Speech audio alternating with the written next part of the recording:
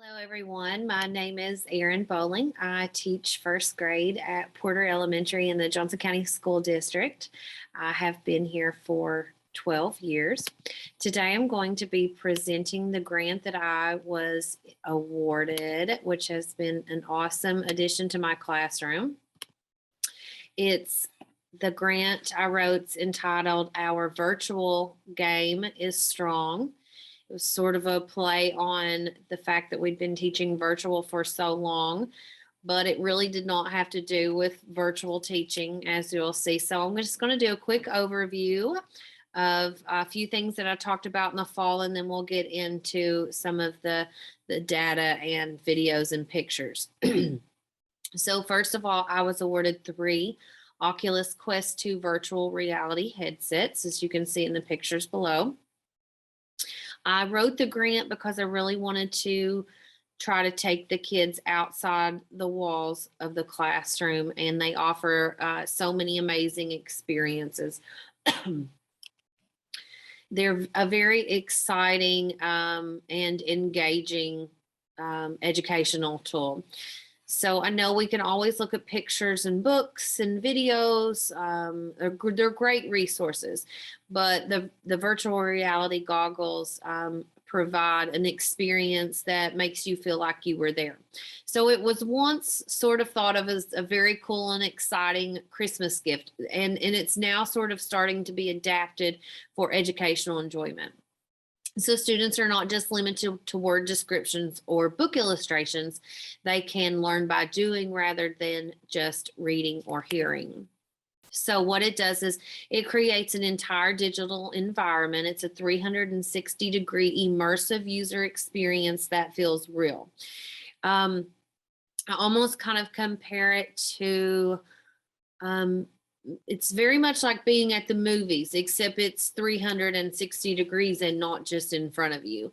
It provides students with immersive learning experiences that bring your lessons to life.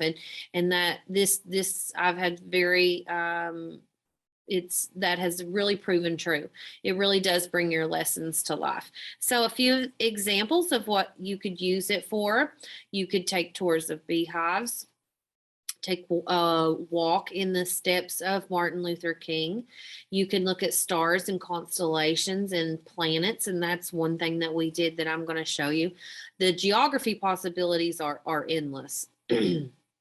I don't even have time to go into all of the geography possibilities, but if you ever get an Oculus set and you search, there are so many different geography things that you can do. Variation of traits, national parks, Earth's place in the universe. So one of the reasons that I wrote this was started sort of with the pandemic and outside of school learning experiences, and those have been few and far between, as many of you know. I want to provide them with experiences that they may never have, going places that even myself may never go. Make knowledge available to my rural students that may not otherwise receive it. I also want to try to combat behavioral issues who experience difficulty concentrating and staying focused. And this is something that does meet all those learning styles. So my budget was for the Oculus, 3 of them, the all-in-one VR headsets. They were $299 per unit for a total of $897. Okay, so since receiving the virtual reality headsets, I have discovered some pros and cons I wanted to talk to you about. First of all, this was and still is one of the coolest technological experiences. I mean, if you have a set, then you know. They are so, I mean, all I can say is they're awesome and they're so cool. It does what it says and so much more. And it's something that adults love. It's something that teenagers and children, there is something on these for everyone. And the educational experiences that they can provide are endless. You can use it to enhance teaching in, I would think, in almost every area. So the con for me was you really have to spend a lot of time learning the program, learning how to use these goggles, downloading, assessing the activities and the games and the apps that they call them, assessing them and making sure that they kind of fit the standards that you're teaching. You also have to purchase them. That's one thing that I didn't realize, that they can be quite expensive. The good thing though is I only had to purchase them once. They did download on all the sets, so that was good.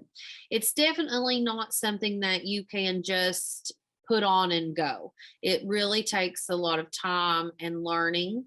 And I think as a first grade teacher, I had to spend even more time because I had to teach them how to do it. It is difficult with the first graders, but they love it and I love it, but it wasn't easy. I had to keep learning about ways to make it easier. So it's not like it's not like a computer. When they're on their computers, I can walk around and assist. So if they're having some kind of computer issue, I can see it, I can sit down with them, and I can help fix the problem. That's the thing with the VR headsets. I can't, well, I thought I couldn't see what they were seeing, and it made it very difficult. But then I realized after some research, and I reached out to some people that I knew had experience with them. I realized that the Oculus app on the phone allows you to cast and share what the students are seeing. So you can't do all three goggles at the same time, but I can log on to a set of the goggles and see what the student is seeing. So they don't have to take their goggles off. I don't have to put the goggles on and try to fix them and give them back. It was a little bit chaotic there at the beginning. I learned how to screencast it on my phone so that I can walk them through it. And that was a game changer. That has really helped us. And here's some of my students.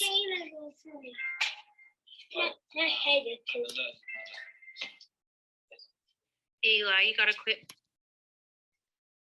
And so they've really enjoyed them so far. Now, evaluation and effectiveness. So eventually I modified the way that I did my evaluation just slightly. So initially I was going to teach one social studies unit and one science unit. Then I was going to reteach the social studies and the science unit, incorporating the VR headsets. I ended up teaching 2 science units and then reteaching using the goggles. I found after I received them and started doing some of the research that the first grade social studies standards did not lend themselves to the goggles in the way that the science did. So the science standards that I focused on were structure, function, and information processing. So we looked at one LS2 and one LS31. Read text and use media, determine patterns in behavior, make observations to construct an evidence-based account that young plants and animals are alike, but not exactly like their parents. So we found some apps on the VR goggles to help us do that. The one that we had the most success and the most fun with was the science unit on space systems. These were standards: use observation of the sun, moon, and stars to describe patterns, and make observations at different times of the year to relate the amount of daylight to the time of year. And I found an app on the VR goggle that went so perfectly with that. So this is the app, and I'm not going to show you all the video because it does take a long time to get in there and get going. But this was one of the apps that we used with structure, function, and information processing. We were able to look at young plants and animals in different habitats. This is called Trek. This is one of the apps. And so this was what I was talking about earlier. I'm able to cast on my phone so I can see what the students can see inside their goggles, and that's what I'm doing here. I'm also able to video what they're doing using the Oculus app on my phone. So here's a green bamboo forest. I'm going to speak through that just a little bit.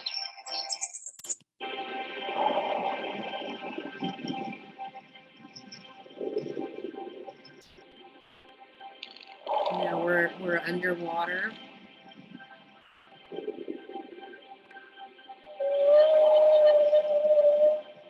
This was super cool. It's so much cooler with the goggles on than it is in this video.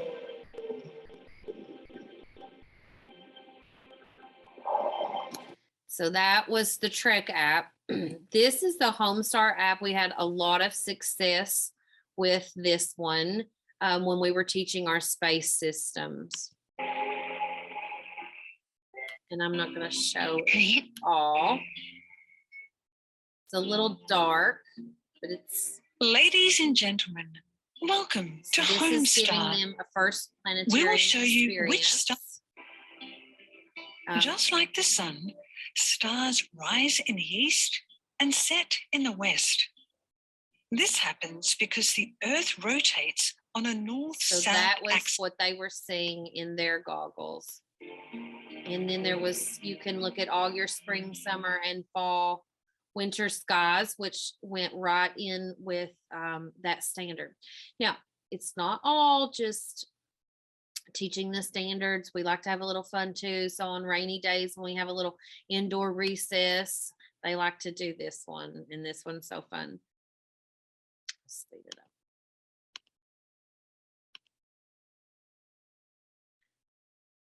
This is a little bowling. So we have some fun ones on there too. Okay, so to evaluate the effectiveness of the Oculus headset, I chose the 2 units that I was going to do the science and social studies, but like I said earlier, I ended up doing the 2 science. I taught them prior to the arrival of the VR sets, and then I retaught them, and then I assessed both units. Now, here is my assessment analysis. So our first unit, the structure, function, and information processing, are our pre-VR headsets, we had a score of 80%. Our post incorporation of the VR headsets, we had 89%.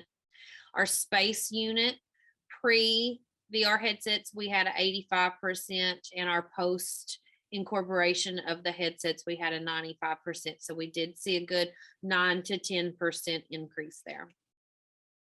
Then I did a Google survey to see if the kids enjoyed using the headsets. Question number 1, does the VR headsets make learning about science and social studies more interesting? We had 1 maybe and 93% yes. Would you like to use the VR headsets in every class and grade? We also had a 93% yes. And then just an overall, did you enjoy using the VR headsets? And we had a 100% with that. Thank you so much. I'm so grateful to have received this ARI grant, and I look forward to doing it again next year. Thanks so much. If you have any questions at all, please reach out to me at the email below. Thank you.